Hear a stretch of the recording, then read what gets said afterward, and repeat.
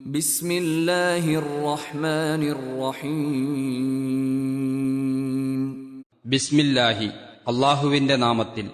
അർ റഹ്മാനി പരമകാരുണികൻ, അർ റഹീം കരുണാനിധി.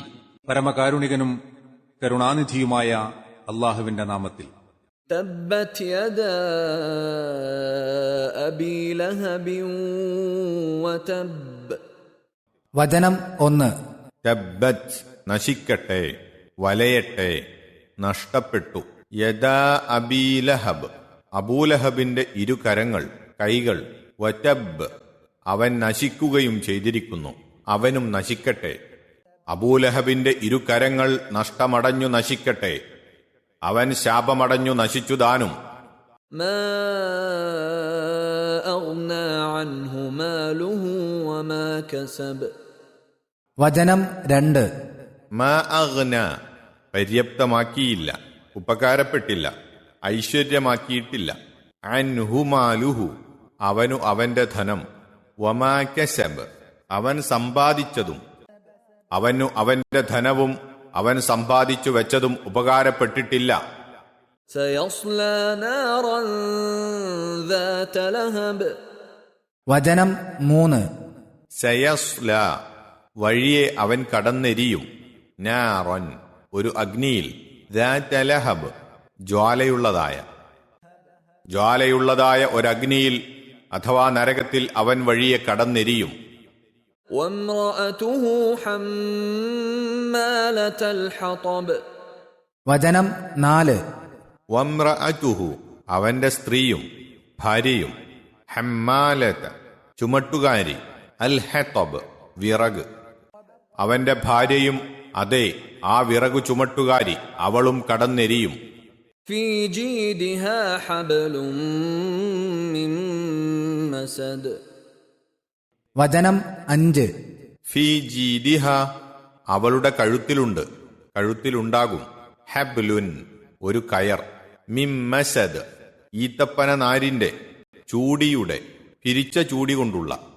അവളുടെ കഴുത്തിൽ ഈത്ത നാരിനാൽ പിരിച്ച ഒരു ചൂടിക്കയർ ഉണ്ടായിരിക്കും.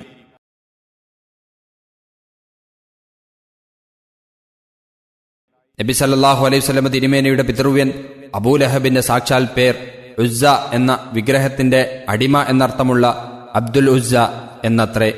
അബൂലഹബിന്റെ മുഖം വളരെ ശോഭയും തെളിവും ഉണ്ടായിരുന്നതുകൊണ്ടാണ് അബൂലഹബ് എന്ന പേരിൽ അയാൾ അറിയപ്പെട്ടത് എന്ന് പറയപ്പെടുന്നു.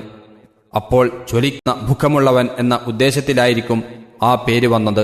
മുകളിൽ ഉദ്ധരിച്ച ഹദീസിൽ കണ്ടതുപോലെ നബി സല്ലല്ലാഹു അലൈഹി വസല്ലമ തൗഹീദിന്റെ പ്രബോധനം എപ്പോൾ തുടങ്ങിയോ അപ്പോൾ മുതൽ അവൻ നബി സല്ലല്ലാഹു അലൈഹി വസല്ലമയുടെ ശത്രുവായി പ്രത്യക്ഷപ്പെട്ടു. മരണം വരെ കഠിന വൈരം തുടരുകയും ചെയ്തു. അബൂലഹബിനെ പോലെ തന്നെ നബി സല്ലല്ലാഹു അലൈഹി വസല്ലമയുടെ ഒരു പിതൃവ്യനായിരുന്നു അബൂ ത്വാലിബും. എന്നാൽ അദ്ദേഹം തിരുമേനിയുടെ വാത്സല്യം നിറഞ്ഞ രക്ഷാകർത്താവായിരുന്നുവെന്ന് മാത്രമല്ല, അദ്ദേഹം ശിർക്കിൽ ഉറച്ചു നിന്നുകൊണ്ട് തന്നെ തിരുമേനിയെ മരണം വരെ തന്നാൽ കഴിയും വിധം സഹായിച്ചുകൊണ്ടിരിക്കുകയും ചെയ്തു. അബൂലഹബാകട്ടെ ചുരുങ്ങിയ പക്ഷം സ്വന്തം സഹോദരപുത്രൻ എന്ന നിലക്ക് ഉപദ്രവിക്കാതിരിക്കുകയെങ്കിലും ചെയ്തില്ല. നേരെ മറിച്ച് കിട്ടിയ അവസരമെല്ലാം തിരുമേനിയെ ഉപദ്രവിക്കുവാനും അപമാനിക്കുവാനും വിനിയോഗിക്കുകയാണ് ചെയ്തത്. തിരുമേനിയും അബൂലഹബും അയൽവാസികളുമായിരുന്നു. തിരുമേനിയുടെ വാതിൽക്കൽ മലിനവസ്തുക്കൾ വലിച്ചിടുവാനാണ് ആ അയൽപക്ക ബന്ധം ആ മനുഷ്യൻ ഉപയോഗിച്ചത്. ഖുറൈശികളുടെ ഒരു നേതാവ് കൂടിയായിരുന്നതുകൊണ്ട് കൂടുതൽ ഉപദ്രവം നടത്താനുള്ള സാഹചര്യവും കഴിവും അവനുണ്ടായിരിക്കുമല്ലോ. റബീഅത്ത് ഇബ്നു അബ്ബാദ് റളിയല്ലാഹു അൻഹു പറയുകയാണ്, ഞാൻ ജാഹിലിയത്തിലായിരുന്ന അവസരത്തിൽ ദുൽമജാസ് ഉത്സവ ചന്തയിൽ വെച്ച് റസൂൽ സല്ലല്ലാഹു അലൈഹി വസല്ലമ ഇപ്രകാരം പറയുന്നത് ഞാൻ കാണുകയുണ്ടായി. ഖൂലൂ ലാ ഇലാഹ ഇല്ലല്ലാഹ് തുഫ്ലിഹൂ. അല്ലാഹു അല്ലാതെ ആരാധ്യനില്ല എന്ന് നിങ്ങൾ പറഞ്ഞുകൊള്ളുവീൻ, എന്നാൽ നിങ്ങൾക്ക് വിജയം ലഭിക്കും. ജനങ്ങൾ അദ്ദേഹത്തിന്റെ അടുക്കൽ ഒരുമിച്ച് കൂടിയിട്ടുണ്ടായിരുന്നു. മുഖപ്രകാശമുള്ളവനും കോങ്കണ്ണനും അഥവാ കണ്ണുചരിച്ചു നോക്കുന്നവനും ആയ ഒരു മനുഷ്യൻ അദ്ദേഹത്തിന്റെ പിന്നിൽ നിന്ന് ഇങ്ങനെ പറയുന്നുണ്ടായിരുന്നു, ഇന്നഹു സ്വാബിഉൻ കാദിബുൻ. ഇവൻ മന്മാറിയവനാണ്, കള്ളം പറയുന്നവനാണ്. അദ്ദേഹം പോകുന്നിടത്തെല്ലാം ഈ മനുഷ്യനും പിന്തുടർന്നുകൊണ്ടിരുന്നു. ഇയാളെപ്പറ്റി ഞാൻ ചോദിച്ചറിഞ്ഞപ്പോൾ അത് അദ്ദേഹത്തിന്റെ പിതൃവ്യൻ അബൂലഹബാണെന്ന് ആളുകൾ പറഞ്ഞു. അഹ്മദ് തൊബറാനി. ഇസ്ലാമിൽ വിശ്വസിച്ചില്ലെങ്കിൽ പോലും പല നിലക്കും നബി സല്ലല്ലാഹു അലൈഹി വസല്ലമയെ സഹായിക്കേണ്ടിയിരുന്ന അബൂലഹബ് ഇത്രയും നീചവും നികൃഷ്ടവുമായ പെരുമാറ്റം നബി സല്ലല്ലാഹു അലൈഹി വസല്ലമയോടും ഇസ്ലാമിനോടും സ്വീകരിച്ചതുകൊണ്ടായിരിക്കാം അവന്റെ പേരെടുത്തു പറഞ്ഞ് തുറന്ന ഭാഷയിൽ തന്നെ അള്ളാഹു അവനെ ശപിച്ചാക്ഷേപിച്ചത്. ഇതിനേക്കാൾ കടുത്ത ഭാഷയിൽ ചില കഠിന മുശ്രിക്കുകളെപ്പറ്റി ഖുർആനിൽ പ്രസ്താവിച്ചു കാണാം. പക്ഷേ അവരുടെയൊന്നും പേരെടുത്തു പറയാറില്ല. അവനോട് അള്ളാഹുവിനുള്ള അതികഠിനമായ വെറുപ്പാണല്ലോ ഇത് കാണിക്കുന്നത്.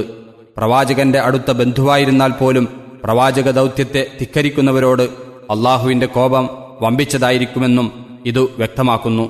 അബൂലഹബിന്റെ ഭാര്യയും അബൂലഹബിന് തികച്ചും യോജിച്ച ഒരു ഭാര്യയായിരുന്നു. ഉമ്മു ജമീൽ എന്നാണ് പേർ. നബി സല്ലല്ലാഹു അലൈഹി വസല്ലമക്കെതിരായി സ്വഭർത്താവിന്റെ സംരംഭങ്ങളിൽ അവൾ അവനെ സഹായിക്കുമായിരുന്നു. അവൾക്ക് സ്വന്തമായി കഴിയുന്നത് പുറമേയും ചെയ്യും. തന്റെ തോഴിമാരായ സ്ത്രീകൾക്കിടയിൽ നബി സല്ലല്ലാഹു അലൈഹി വസല്ലമയെപ്പറ്റി കുറ്റവും കുറവും പറഞ്ഞ് പ്രചരിപ്പിക്കുക, തിരുമേനി നടക്കുന്ന വഴിയിൽ ഞെരിഞ്ഞിലിന്റെയും മറ്റും ഭാണ്ഡങ്ങൾ കൊണ്ടുവന്നിടുക, തിരുമേനിയെയും അനുയായികളെയും കുറിച്ച് ഏഷണി പറഞ്ഞുണ്ടാക്കുക മുതലായവ അവളുടെ വകയായിരുന്നു. ഇക്കാരണത്താൽ അവളും അള്ളാഹുവിന്റെ കടുത്ത ശാപത്തിനും കോപത്തിനും പാത്രമായി തീർന്നു. രണ്ടുപേർക്കും ഇഹത്തിലും പരത്തിലും നാശമാണുള്ളതെന്നും അവരെക്കൊണ്ടുള്ള ശല്യത്തെക്കുറിച്ച് വിലപിക്കേണ്ടതില്ലെന്നും നബി സല്ലല്ലാഹു അലൈഹി വസല്ലമക്ക് ഒരു സന്തോഷവാർത്തയും ഈ അധ്യായത്തിൽ അടങ്ങിയിരിക്കുന്നു. രണ്ടുപേരും ജീവിച്ചിരിക്കെ തന്നെയാണ് ഈ സൂറത്തിന്റെ അവതരണം. വിവരം അറിഞ്ഞ് ഉമ്മു ജമീൽ രോഷാകുലയായിക്കൊണ്ട് നബി സല്ലല്ലാഹു അലൈഹി വസല്ലമ പള്ളിയിലിരിക്കുമ്പോൾ അവിടെ ചെന്ന് അസഭ്യം പറഞ്ഞതായി നിവേദനങ്ങൾ വന്നിട്ടുണ്ട്. നബി സല്ലല്ലാഹു അലൈഹി വസല്ലമ സഫായിൽ വെച്ച് കുടുംബാംഗങ്ങളെ താക്കീത് ചെയ്തപ്പോൾ അബൂലഹബ് തബ്ബല്ലക, നിനക്ക് നാശം എന്ന് പറയുകയുണ്ടായല്ലോ. കഠിനമായ പ്രതിഷേധവേളയിൽ ശപിച്ചു പറയാറുള്ള ഒരു വാക്കാണത്. അതേ വാക്ക് ഉപയോഗിച്ചുകൊണ്ട് തന്നെ അള്ളാഹു അവനെയും ശപിച്ചിരിക്കുകയാണ്. 1-ാം വചനത്തിലെ ആദ്യത്തെ ക്രിയ തബ്ബത്ത്, അബൂലഹബിന്റെ കരങ്ങൾ നശിക്കട്ടെ എന്ന് പ്രാർത്ഥനാരൂപത്തിലും, 2ാമത്തെ ക്രിയ വതബ്, അവൻ നശിക്കുകയും ചെയ്തിരിക്കുന്നു എന്ന് വർത്തമാന രൂപത്തിലുമാണുള്ളത്. 2ാമത്തെ വചനത്തിൽ അവന്റെ ധനം, ഐശ്വര്യം, സ്വാധീനം, മക്കൾ മുതലായവയൊന്നും ഇഹത്തിൽ അവന്റെ ഉദ്ദേശ്യം സാധിക്കുന്നതിന് ഉപകരിക്കുകയില്ലെന്നും പരലോകത്തിൽ അവ മൂലം യാതൊരു ഗുണവും ലഭിക്കുവാനില്ലെന്നും പ്രസ്താവിച്ചിരിക്കുന്നു. ഈ ശാപം ഇഹത്തിൽ വെച്ച് മരണത്തിനു മുമ്പ് തന്നെ അവൻ അനുഭവിക്കുകയും ചെയ്തു. അവന്റെ ഉദ്ദേശമൊന്നും ഫലിച്ചതുമില്ല. അവന്റെ മകൻ ഉത്ബത്ത് ഷാമിലേക്കുള്ള യാത്രയിൽ സിംഹത്തിന് ഇരയായി. അവന് അദസത്ത് എന്ന് പറയപ്പെടുന്ന പ്രമേഹക്കുരു പോലെയോ വസൂരി പോലെയോ ഉള്ള ഒരു രോഗം പിടിപെട്ടു. ദുർഗന്ധം നിമിത്തം ജനങ്ങൾ അടുക്കാതായി. ശവസംസ്കാരത്തിനു പോലും ആളെ കിട്ടാതെ കൂലിക്കാരാണത് എങ്ങനെയോ എടുത്തുമറച്ചത്. ബദർ യുദ്ധം കഴിഞ്ഞ് അല്പദിവസങ്ങൾക്കു ശേഷമായിരുന്നു അത്. താൻ ഒരു ഖുറൈശി നേതാവായിരുന്നിട്ടും ഭീരുത്വവും പിശുക്കുംകാരമായി ബദറിൽ അവൻ പങ്കെടുത്തിരുന്നില്ല. പകരം തനിക്ക് കടക്കാരനായിരുന്ന ഒരാളെ അയക്കുകയാണ് ചെയ്തത്. ചുരുക്കത്തിൽ അവന്റെ ധനവും അവൻ സമ്പാദിച്ചു വെച്ചതുമെല്ലാം തന്നെ അവന് ഇവിടെ ഉപകരിച്ചില്ല. പരലോകത്തിലാകട്ടെ 3-ാം വചനത്തിൽ അള്ളാഹു പറഞ്ഞതുപോലെ ജ്വലിച്ചു പ്രകാശിക്കുന്ന ആ മുഖം കത്തിജ്വലിക്കുന്ന നരകത്തിൽ കടന്ന് എരിയുകയും ചെയ്യും. അതിൽ സംശയവും ഇല്ല. അബൂലഹബിനെ തുടർന്ന് അവനെ അനുകരിച്ചിരുന്ന അവന്റെ ഭാര്യയെയും ശാപത്തിൽ അവനോടൊപ്പം അള്ളാഹു പങ്കുചേർത്തിരിക്കുന്നു. വിറക് ചുമട്ടുകാരി ഹമ്മാലത്തൽ ഹതബ് എന്ന് വിശേഷിപ്പിച്ച് അവളെ നിന്ദിക്കുകയും ചെയ്തിരിക്കുന്നു. ഏഷണിയുമായി നടക്കുന്നവനെക്കുറിച്ച് അവൻ അയാൾക്കെതിരെ വിറകുണ്ടാക്കുകയാണെന്ന് അറബികൾ പറയാറുണ്ടെന്നും അതനുസരിച്ച് ഏഷണിക്കാരി എന്ന ഉദ്ദേശ്യത്തിലാണ് വാക്ക് ഉപയോഗിച്ചിരിക്കുന്നതെന്നുമാണ് ചില ഖുർആൻ വ്യാഖ്യാതാക്കളുടെ അഭിപ്രായം. അതല്ല, നബി സല്ലല്ലാഹു അലൈഹി വസല്ലമയെ ഉപദ്രവിക്കുവാനായി അവൾ മുള്ളും മറ്റും ചുമന്നുകൊണ്ടുവന്നിരുന്നതിനെ ഉദ്ദേശിച്ചാണെന്നും അഭിപ്രായമുണ്ട്. അവളുടെ കഴുത്തിൽ ഒരു പിരിച്ച ചൂടിക്കയറുണ്ടായിരിക്കും. ഫീ ജീദിഹ ഹബിലും മിം മസദ് എന്ന വാക്യവും ഇതുപോലെ അവളുടെ നേർക്ക് അള്ളാഹുവിനുള്ള വെറുപ്പിന്റെ കാഠിന്യം പ്രകടമാക്കുന്നു. വിറകു ചുമക്കൽ ഏത് അർത്ഥത്തിലായാലും ആ വിറകു ചുമട്ടുകാരൻ അതിന് തക്ക കയറും കൊണ്ട് നടക്കുമല്ലോ.